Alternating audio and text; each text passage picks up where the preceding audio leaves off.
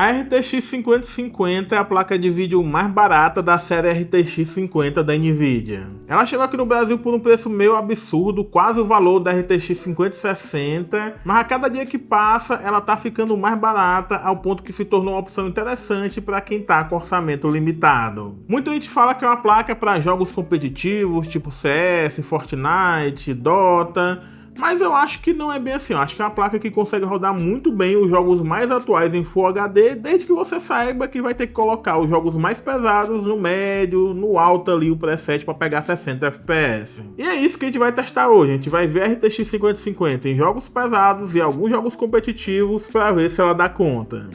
Mas antes, uma palavrinha do nosso patrocinador. Chave do Windows no precinho e sem dor de cabeça é na gvgmall.com. Se você usar o nosso novo cupom AG25, que dá 25% de desconto em todo o site, o Windows 11 Pro tá saindo por R$ 137,00, o Windows 11 Home por R$ 124,00 e tem também o Windows 10 LTSC por R$ 76,00. A instalação é simples e descomplicada. Depois do pagamento você vai receber o código na página de pedidos do site, inserir esse código no sistema operacional compatível e imediatamente o seu Windows será ativado. Os links da GVGMall estão na descrição do vídeo, confere lá. O modelo que a gente vai testar é a RTX 5050 Ventus 2X OC da MSI. Por ser uma placa com um chip gráfico de entrada e que também consome pouca energia, a gente sabe que a construção dela vai ser simples, mas eu achei esse modelo já simples até demais. Tem só um heat pipe, o backplate é de plástico, a carcaça em si parece frágil e eu diria que é até um pouco mal encaixada nos componentes. É um produto que você pega na mão e sente que não tem a melhor construção, a melhor qualidade, a melhor estrutura. Talvez por isso mesmo, sendo uma placa dual fan com um chip gráfico mais simples, ela atingiu temperaturas um pouco altas. Isso aqui no ambiente do estúdio, que é 26 graus no ar condicionado. Tá dentro da margem de funcionamento da fabricante, na verdade até 84, 85 graus tá de boa, mas poderia ser melhor. O TDP da placa é 130 watts, o que significa que não é tão econômica assim, tanto é que essa foi uma das maiores críticas quando ela saiu. Isso porque ela precisa de um cabo de 8 pinos de energia, sendo que é uma placa 50, então as pessoas esperavam que ela fosse alimentada só pelo slot PCI Express, o que não é o caso aqui.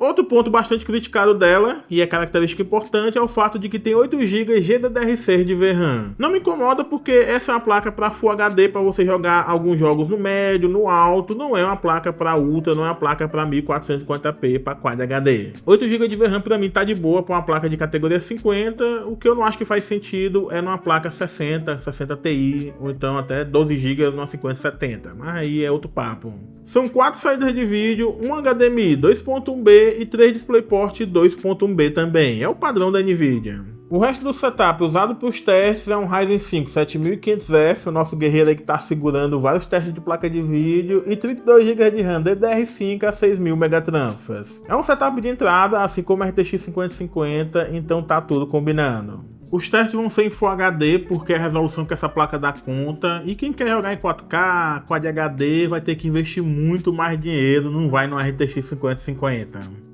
Alan Wake 2 em 1080p no preset médio e DLSS nativo, a média foi de 44 FPS e 1% low 33 FPS. Como é um jogo muito pesado, o resultado está dentro do esperado para RTX 5050, você vai precisar de upscaling para atingir 60 FPS. Por isso, mudando o DLSS de nativo para qualidade, a média no jogo sobe para 70 FPS e 1% low 55 FPS. Alterando o preset para o alto, mas mantendo o DLSS em qualidade, a média foi 65 FPS e 1% low 51 FPS. Clair Obscure Expedition 33, ou 33, ou GOT, né, já que vai ser o jogo do ano. Em 1080p no nativo, usando o preset alto, a média foi 63 FPS e 1% low 45 FPS. Partindo para o DLSS em qualidade, a média dá um bom salto, chegando a 92 FPS e 1% low 61 FPS. No benchmark interno de Cyberpunk 2077 no preset Ultra, só que mudando o upscaling de FSR que o preset usa para DLSS transforma em qualidade, a média é 98 FPS e 1% low 80 FPS. Mudando para o preset Ultra RT, que coloca Ray Tracing no Ultra, mas mantendo o DLSS em qualidade, a média é 58 FPS e 1% low 50 FPS.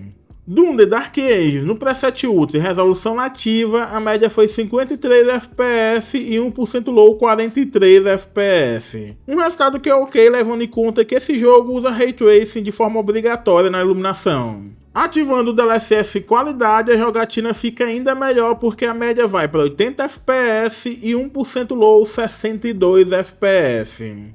God of War Ragnarok no Ultra em resolução nativa, a média foi 89 FPS e 1% low 72 FPS. Ativando o DLSS em qualidade, a média vai para 120 FPS cravado e 1% low 95 FPS. Hellblade 2, que é um jogo pesado até para as placas 60, mesmo em Full HD no alto e resolução nativa, a média foi 40 FPS e 1% low 27 FPS. Ativando o DLSS em qualidade, a gente chega na casa dos 60 FPS, com a média de 61 FPS e 1% low 43 FPS. Eu tentei abrir Indiana Jones e o Grande Círculo no alto e não deu, o jogo crashou, faltou VRAM. É o mesmo problema que a gente sabe que tem em placas com 8 GB de VRAM, 4060, 5060 e por aí vai. Mas no preset médio e resolução nativa, a média foi 77 FPS e 1% low 59 FPS, embora a VRAM esteja ali sempre no limite. Ativando o DLSS em qualidade, a média sobe para 94 FPS e 1% low 67 FPS.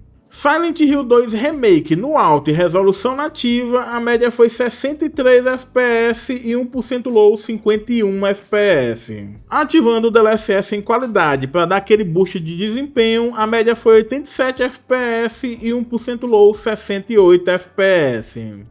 The Last of Us Part 1 no preset Ultra e resolução nativa, a média foi 56 FPS e 1% low 35 FPS. Com o DLSS em qualidade, essa média sobe para 70 FPS e 1% low 52 FPS. Tentei também usando o preset Ultra em vez de Ultra, mas mantendo o DLSS em qualidade, e a média foi 93 FPS e 1% low 71 FPS. Lembre que você não precisa jogar nos presets, pode mudar algumas configurações para médio, por baixo, deixar algumas no alto e no ultra, então sempre veja a melhor configuração para sua placa em vez de jogar com tudo no ultra, tudo no alto. Para finalizar os jogos pesados, The Last of Us Part 2 no preset muito alto e resolução nativa faz a média de 75 FPS e 1% low 57 FPS. Mudando o DLSS para qualidade, a média sobe para 94 FPS e 1% low 66 FPS. Uma das grandes vantagens da série RTX 50 é o Multi-Frame Generation. Na série RTX 40 você conseguia duplicar os frames e com o Multi-Frame Generation você consegue multiplicar por 3 ou por 4 se o jogo tiver suporte. Porém, todo vídeo eu gosto de alertar que essa multiplicação não significa exatamente mais desempenho como a Nvidia gosta de divulgar. O que você tem na verdade com o Frame Generation é uma suavização dos quadros. Ou seja, o Frame Generation ele vai criar quadros intermediários entre quadros nativos. Com isso você pode aproveitar monitor de alta frequência porque a imagem vai ficar mais suavizada, porém tem alguns contrapontos, como pode gerar artefatos que podem incomodar visualmente e também um aumento de latência. E quanto menor for o FPS base antes de ativar o Frame Generation, mais latência você vai ter. Sendo que o ideal é que você tenha pelo menos 60 FPS e de preferência já esteja no nativo fazendo 90 FPS. Ou seja, a RTX 5050 é a placa que mais faria sentido você se aproveitar do Frame Generation se ela fosse simplesmente multiplicação de FPS, mas na aplicação do mundo real é a placa que menos faz sentido porque não gera muito FPS. De qualquer forma, ativando o Frame Generation 4X em Clear Obscure Expedition 33, a média de FPS foi 232 e 1% low 44 FPS. A tela tá dividida ao meio com antes e depois de ativar o Frame Generation. Antes estava 92 FPS de média com DLSS em qualidade e preset alto, por isso a experiência ficou boa, o FPS já estava alto e multiplicando com o Frame Gen fica mais bacana ainda. Outro jogo que eu testei o Frame Gen foi em Hellblade 2 para trazer aqui um exemplo para vocês da tecnologia. A média estava em 61 FPS e ao ativar o Frame Gen 4X mudou para 156 FPS de média. Dá para notar uma suavidade melhor na movimentação em termos de imagem no monitor, principalmente com 144 Hz, 180 Hz, mas eu percebi sim algumas gotas de chuva no movimento do mar, nas pedrinhas que tem na praia aí, eu senti que tinha alguns artefatos aqui e ali, mas ainda assim ficou muito boa experiência. O Frame Generation tem melhorado muito desde que saiu na série RTX 40. Quando saiu a primeira vez, dava um borrão, era uma imagem feia, tinha muito artefato. Agora não tem tanto assim. Então é uma opção interessante para ativar em jogos single player se você tiver monitor de 180 Hz, 144, 240. Mas lembre de só ativar se você estiver fazendo 60 FPS, 90 FPS e por aí vai. Que aí você vai ter menos artefato, você vai ter menos latência, então vai ser uma experiência que pode ser interessante. Testei alguns jogos competitivos para vocês terem a noção de como a RTX 5050 se sai, ainda mais com a CPU que também é de entrada. Em Call of Duty Warzone, no Ultra, Full HD e resolução nativa, a média de FPS foi 110 e 1% low 45 FPS. Se liga na skill do pai. Botando o DLSS em qualidade, essa média vai para 127 FPS e 1% low 23 FPS. Testei também Counter-Strike 2 no muito alto, Full HD e com FSR desligado. Sei que ninguém joga assim, mas se eu botasse no low ou numa resolução muito baixa, a CPU é que seria o limite do desempenho e não a placa de vídeo. De qualquer forma, a média de FPS em CS2 foi 190 FPS e 1% low 98, lembrando que aqui está no preset muito alto em Full HD.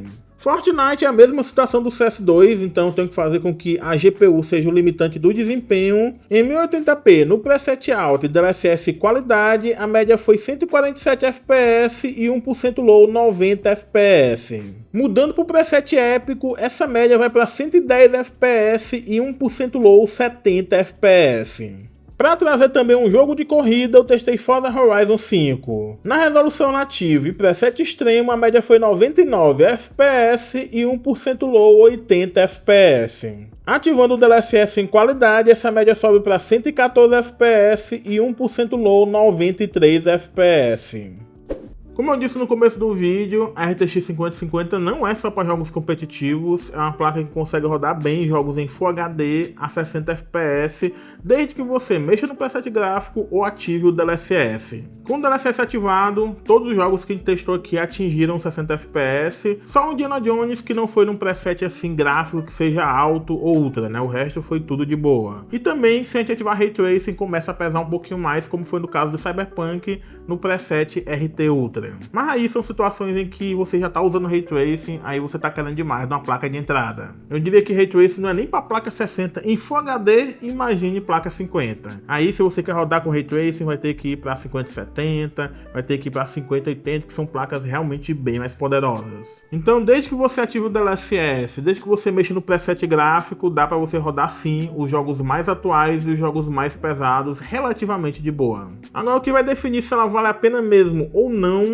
é o preço que você encontrar. Ela chegou aqui no Brasil por R$2.000, R$1.950, o que é muito caro, tá no preço aí da RTX 5060, esse valor, não vale a pena. Mas hoje em dia, em promoções assim mais pesadas, promoções de verdade, ela chega a aparecer por R$1.500, R$1.550, aí vale a pena. Isso, claro, se você não tiver dinheiro para ir para uma 5060, uma 9060 XT de 8 GB. Esse modelo que eu peguei da MSI, eu paguei R$1.699 na Shopee, peguei no grupo do Peperaio, né? Mas assim, eu não acho que vale tanta pena não, como eu tenho falado, eu não gostei muito da construção, não gostei muito da temperatura, 75 graus com uma placa de entrada dessa. Isso no ar-condicionado a 26 graus na temperatura ambiente, eu acho um pouco demais. Eu achei que é uma placa que poderia ter um acabamento, uma construção e uma temperatura melhor. Eu arriscaria pegar um outro modelo, não exatamente essa placa. A grande contraindicação é se você estiver usando uma placa-mãe mais antiga que seja PCI Express 3.0. Isso porque a RTX 5050 usa PCI Express 5.0 X8, ou seja, usa apenas 8 lanes das 16 disponíveis no slot PCI Express. Isso não faz diferença se você estiver usando uma placa-mãe com slot PCI Express 5.0 ou 4.0, mas PCI Express 3.0 você vai perder significativamente o seu desempenho, e a placa já não tem esse desempenho tão poderoso assim, então faz diferença.